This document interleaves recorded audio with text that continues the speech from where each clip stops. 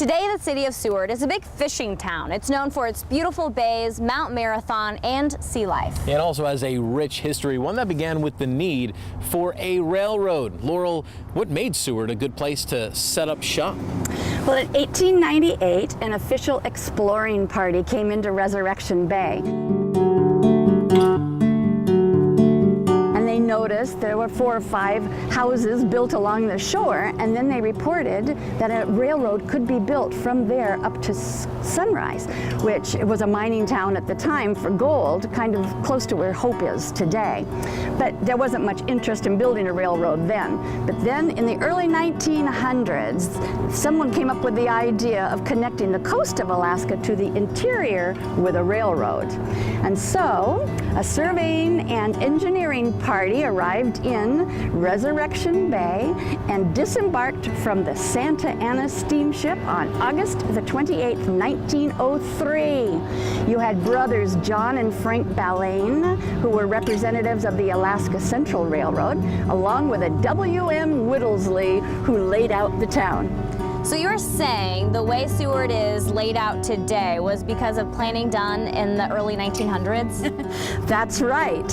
However, the surveying chain never made the steamship. And so these guys had to improvise, and they cut links from baling wire and used a tailor's cloth measuring tape to lay out the city lots. So these men used traditional means of laying out grid-type city blocks and wide streets, just like lots of the railroad towns in the lower 48 were laid out at the time.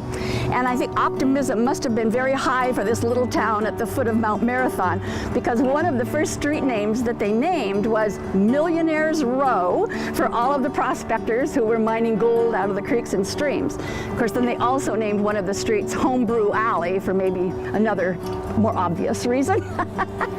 But then you got the start of Seward, named for Secretary of State Seward, was ready to go and make its own way. So it sounds like Seward getting off to a pretty good start, but things would come to a bit of a halt as that railroad would go bankrupt. The Alaska Central Railroad did get a really good start, and they were planning to connect from the coast of Alaska all the way up through the coal fields in Matanuska and then on into the gold fields up near Fairbanks.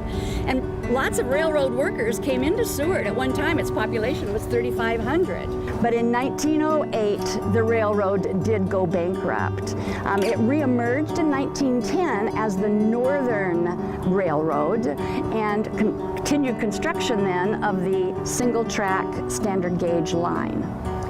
Unfortunately, things would continue to deteriorate for that railroad. In 1915, the U.S. government steps in. By 1915, the railroad was pretty defunct, yes.